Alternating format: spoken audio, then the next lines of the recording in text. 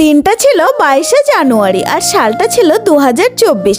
তোমরা তো সবাই জানো যে সেই দিন দীর্ঘ অপেক্ষার পর আমাদের রামলালার মন্দির তৈরি হয়েছিল অযোধ্যায়, আর সেই উপলক্ষে আমাদের বালুরঘাট কিন্তু বিশাল উৎসবে মেতে উঠেছিল।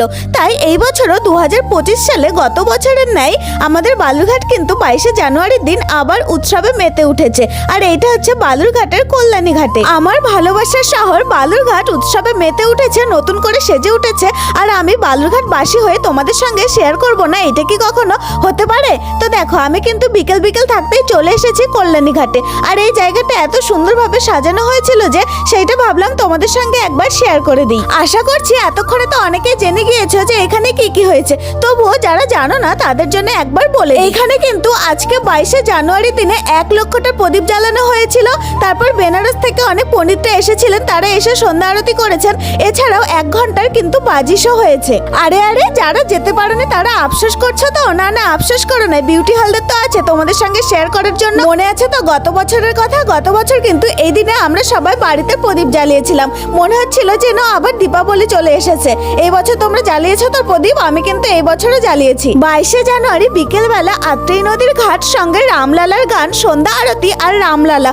উফ, এত যে সুন্দর লাগছিল না বন্ধুরা, কি আর বলবো তোমাদেরকে। দেখো বন্ধুরা, এই সেই জায়গা যেখানে সন্ধ্যা আরতি হবে। সন্ধ্যা হলে সন্ধ্যা আরতি শুরু হবে, এখনো শুরু হয়নি।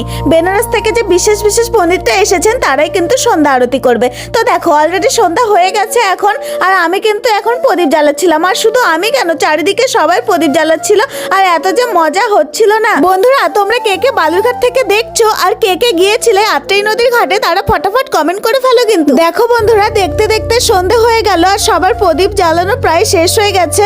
আর না, প্রদীপগুলো বেশিক্ষণ জেলে থাকছিল না, মানে এত পরিমাণ হাওয়া দিচ্ছিল, বুঝতেই তো পারছো, নদীর ধারে, সেই জন্য সবগুলোর প্রদীপ কিছুতেই জ্বলে থাকছিল না। জায়গাটা যে এত সুন্দর সাজানো হয়েছিল, আর মানুষজনের ভিড়ও কিন্তু প্রচুর হয়েছিল।